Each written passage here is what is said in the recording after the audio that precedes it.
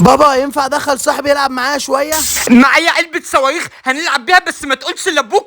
لا طبعا مش هينفع، امك لو جت ولقت البيت متكركب هتنكد علينا. خلاص يا بابا مش هدخله، خش بسرعه خش بسرعه. ايوه كده يا شاطر، اسمع الكلام. هعد 1 2 3 وابدا.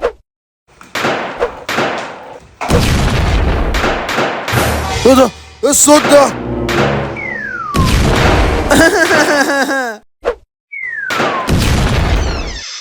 ايه صوت الصواريخ دي يالا؟ بص ابوك هو بيفرقع. انا ما دخلتش صاحب البيت يا بابا، هو اللي دخل لوحده. ماشي.